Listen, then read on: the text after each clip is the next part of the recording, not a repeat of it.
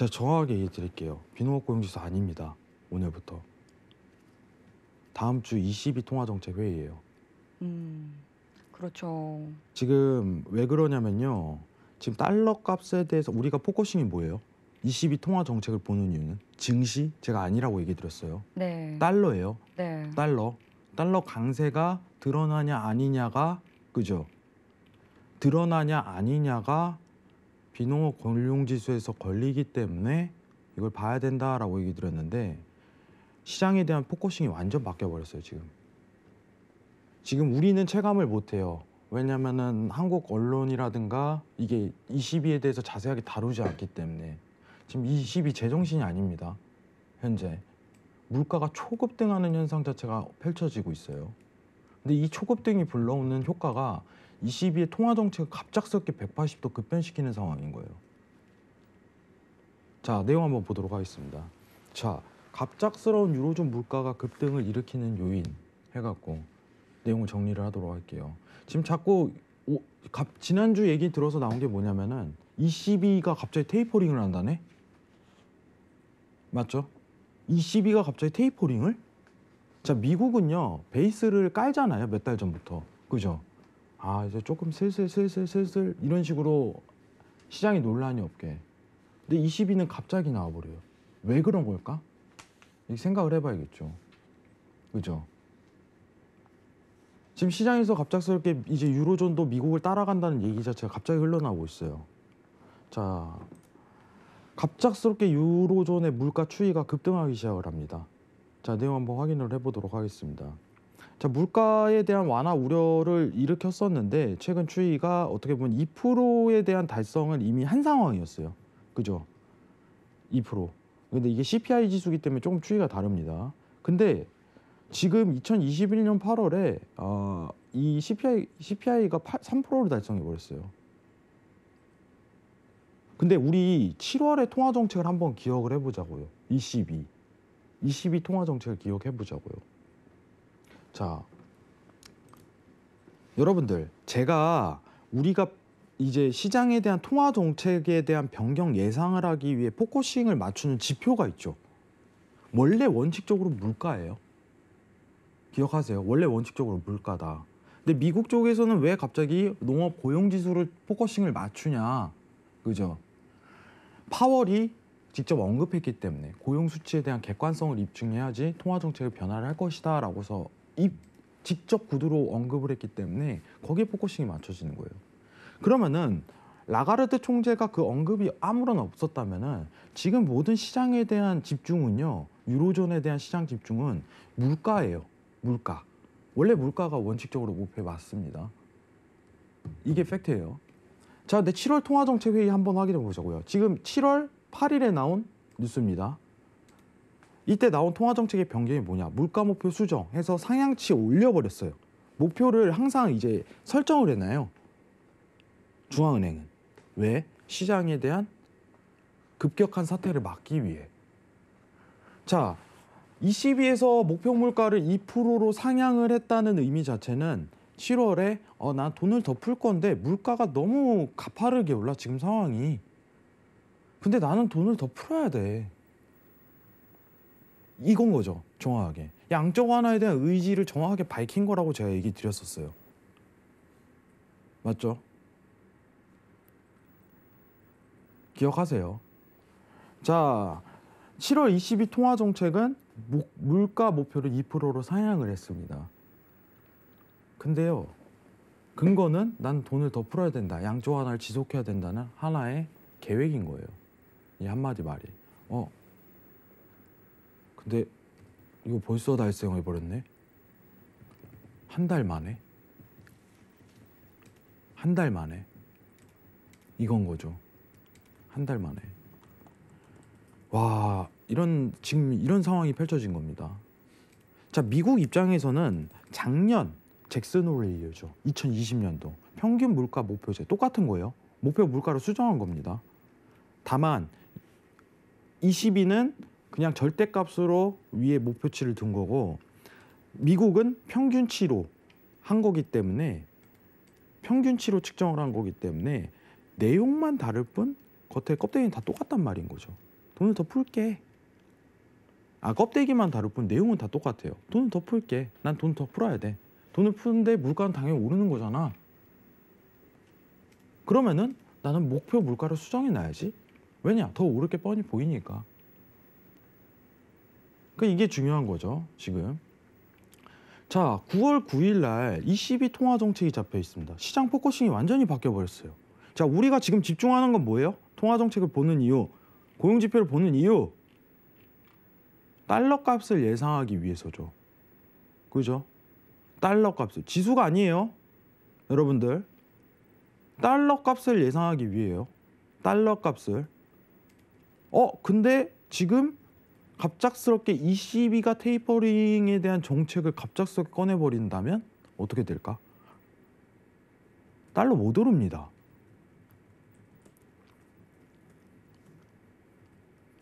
그러면 저는 좀 더 집중적으로 파보는 거예요. 자, 원래는 보세요. 자, 미국 같은 경우는 오퍼레이션 트위스트 전략을 통해 갖고 기대 인플레이션 물가를 낮출 수 있을 만한 능력이 되는 친구들이에요. 미국은.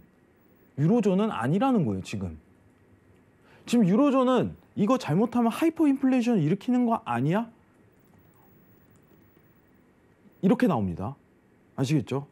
자, 달러가 강세가 나오려면 어떻게 돼야 된다고 했어요? 자, 보세요. 여러분들, 지금 달러 차트입니다. 달러가 강세가 나오려면은 미국만 테이퍼링 해야 돼요. 굉장히 간단하죠? 미국만 해야 됩니다. 근데 지금 유로존의 경제 상황은요, 테이퍼링을 할 시기가 아니에요. 회복 국면도 안 들어갔어요, 심지어. 근데 단순히 물가 때문에 들어가야 된다는 상황이라 전제가 떨어진다면은 물가 때문에 달러가 강세가 나오지 못합니다. 이게 변수예요. 자, 이번 주 금요일날 비농업 고용지수 있다고 한들 다음 주에 ECB 통화정책에서 갑작스럽게 테이퍼링에 대한 얘기를 꺼내버리잖아요. 이거 달러 끝난 겁니다. 시장 갑작스럽게 변동됐기 때문에 접어야 돼요. 유로 매도에 대한 위치값을. 아시겠죠? 자, 그러면은 확률을 한번 측정을 해봅시다. 자, ECB에서 지금 테이퍼링 할 가능성이 굉장히 높나 안 높나? 제일 중요한 거죠. 갑작스럽게 나온 내용이기 때문에 안 할 가능성이 굉장히 높다. 이런 의견이 있고, 자, 근데 지금 보면은 ECB는 출구가 없어요. 도망갈 방법이 없어요, 이제 더 이상. 뭘 할 수단도 없어요, 상황이. 미국은 채권 매입에 대한 구조 변경으로 물가를 낮출 수 있는 능력이 되는 친구들이지만 ECB는 그 정도 능력이 안 되는 친구들이에요, 지금 현재 상황이. 통화 정책도 이미 마이너스 금리에 뿌릴 만큼 뿌린 상황이기 때문에 더 이상 갈 데가 없는 친구들인데 여기서 테이퍼링을 한다? 가능성이 있는 거죠, 현재로서는. 굉장히 어려운 국면에 갑자기 놓여지기 시작했습니다. 제가 그러면은 여러분들한테 지금 이거를 말씀드릴 건데, 지금 가장 이상적인 트레이딩은 뭐냐라고서 얘기를 했을 때 92.20에 대한 지지값을 받고 미국 유럽 쪽에서 테이퍼링을 안 해버린다면입니다. 안 해버린다면은 유로가 매도로 들어갈 가능성이 높아요. 상황 베이스가 그렇게 깔려요. 최근 달러가 약세가 뜨는 이유는 시장이 갑작스럽게 우려를 시작을 하는 거예요. 야, 이거 갑자기 ECB가 물가가 말도 안 되게 폭주를 하네. 근데 이미 중앙은행이 7월에 그 목표 물가를 2%로 했는데 그거 벌써 달성해 버린 거예요, 상황이. 그럼 시장이 어떻게 생각할까요? 야, 이거 달성하면 당연히 테이퍼링이지, 이거예요. 이거 달성하면 당연히 테이퍼링이지. 얘네 할 게 뭐가 있어? 할 것도 없는 애들인데 더 이상.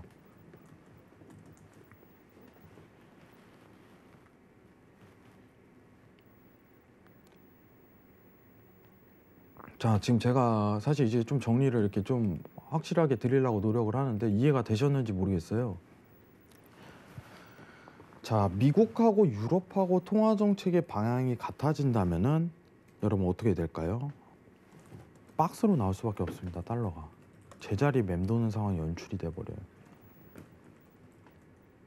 우리가 원하는 건 달러 강세, 유로 매도화예요. 그럼 미국만 테이퍼링 진행해야 돼요. 근데 갑작스럽게 유로 CPI가 급등하는 상황이 펼쳐져서 야 이거 벌써 달성했네 이겁니다. 우려스러운 모습이에요. 자 그러면은 자 제가 처음에 얘기했던 이 얘기로 다시 넘어가 볼게요. 자 시장의 포커싱이요. 뭐로 바뀌는 걸까요? 여기서 여기로 바뀌는 겁니다. 이해하시겠죠? 여기서 여기로 바뀌는 거예요. 9월 9일 20시 45분에 예정이 되어 있습니다. 오늘 좀 질문이 무섭네요. 제가 너무 많이 들어올까 봐. 오늘 좀 질문이 무섭습니다. 네, 이해하시겠죠, 여러분들? 자, 그러면은 9월 9일 이후에 92.20 반등하고 테이퍼링 안 한다. 그냥 기존대로 양쪽 하나 고수한다. 그때 유로 매도 재진입하셔도 돼요. 아시겠죠? 시장이 갑작스럽게 변수가 생기면 그 변수에 대응하도록 합시다. 이상입니다. 네, 새로운 변수가 나타났습니다. 이 미 비농업 고용지수를 보는 것이 중요했었는데 ECB 통화 정책을 살펴보는 게 중요해졌다라고 말씀해 주셨는데요. 지수를 살펴보는 것이 아니라 이 달러 값을 예상하기 위해서라고 또 강조를 해 주셨습니다. 그리고 이제 9월 9일에 ECB 통화 정책 회의도 예정이 되어 있기 때문에 잘 살펴봐야 할 것 같은데요. 사실 제가 오늘 이 유로 관련 외신 기사로 가져온 게 딱 이 해당 말씀해주신 이 내용이었거든요. 아, 네. 앵커님이 그래서 요새 외신을 많이 보시는 그렇네요. 것 같아요. 네. 근데 좀 워낙 요새 핫한 거니까 그러니까요. 핫한 내용이다 보니까 좀 맞추는데 사실 우리나라 언론에서는 조금 다루지는 않죠 많이. 네. 검색해도 좀 찾아보기가 힘들어요. 음. 네. 근데 사실 이제 해외 선물하시는 분들이라든가 달러에 대한 변동 추이를 보시는 분들은 네네. 굉장히 저는 집중해야 될 요소라고 보고 있어요. 예. 아, 근데 저도 좀 놀랐던 게 그 ECB 내에 위원들이 테이퍼링 관련해서 발언을 굉장히 많이 했다라고 외신 기사 내용이 되어 있더라고요. 사실 이제 ECB가 테이퍼링을 2018년도에 했죠. 2018년도에 했다가 다시 채권 매입을 한지 그 팬데믹 이전에 채권 매입을 다시 했었어요. 네. 워낙 안 좋으니까 경제가. 네. 그러다 팬데믹 터진 상황에서 완전히 달라지는 거죠. 달러가 그때 팬데믹 터지고 유로존하고 미국하고 똑같은 상황 아니에요. 예. 근데 왜 달러가 떨어졌을까? 이렇게 예상을 하시면 ECB는 원래 채권 매입을 팬데믹 이전에 하고 있었고 미국은 갑작스럽게 달러에 대한 공급량을 늘려버린 상황이잖아요. 미국은 네. 팬데믹 이후에. 그래서 달러가 하방 추이로 들어갔던 건데 지금 상황은요. 만약에 둘 다 동시에 테이퍼링을 들어가는 조건이 해당된다면 이거는 달러 강세가 못 드러날 가능성이 높은 거죠. 근데 저는 일단은 가능성 추측으로는 ECB가 테이퍼링 안 할 가능성이 오히려 좀 높다고 생각을 해요. 아 정말요? 얘네 잔머리 써야 돼요 지금 미국처럼 현실적으로. 얘네 지금 잔머리 돈 더. 쓸까요? 얘네 이게 테이퍼링이라는 게 원칙적으로 네. 경제에 대한 회복이 들어갔을 때 해야 되는 거예요. 네. 지금 물가가 단순히 오른 거는 돈을 풀었기 때문인데 맞죠? 예. 그럼 오히려 ECB가 해야 될 행동은요. 물가 압력을 낮출 만한 어떤 통화 정책 제스처를 꺼내야 돼요. 돈을 네. 풀면서. 그렇죠. 이게 현실적인 거예요. 근데 시장의 우려는 다른 거죠. 야, 니네가 언급한 거잖아 이거예요. 야, 니네가 언급한 거면 니네가 지켜야지. 벌써 달성했네. 맞잖아요. 이게 상황인 거예요. 근데 제가 추측하기로는 저는 아직 달러 강세에 대한 미련을 못 버려요. 왜냐? ECB가 그래도 중앙은행 아닙니까? 네. 선제적인 어떤 보고라든가 이 상황이 이 밑밥을 깔아놔야지 시장에 대한 리스크를 초래하지 않는데, 그죠? 그것도 없이 갑작스럽게 테이퍼링을 한다고? 이게 첫 번째고, ECB가 뭔가 잔머리를 써서 어떤 통화 정책을 물가 압력을 낮출 만한 걸 꺼내야 돼요. 지금 현 상황은. 그게 안 나온다면 사실 이거는 엄청난 변수예요. 그래서 일단은 9월 9일 날 초점을 좀 포커싱이 굉장히 맞춰질 거예요. 그때 만약에 ECB가 테이퍼링 안 꺼내게 된다면은 아직 돈을 더 푼다는 의지가 강하면서 물가 압력에 대한 낮추는 제스처를 취한다면은 오히려 달러 강세가 드러나는 거죠. 그때 다시 유로 재매도 포커싱을 맞춰도 될 것 같아요. 자, 여러분들 경제라는 건요 항상 이렇게 변수가 발생해요. 변화에 녹아야 돼요. 아시겠죠? 변화에 녹아야 됩니다. 자, 굉장히 명언이 있죠. 안다고 확신하는 순간 실수가 시작됩니다. 금융에선.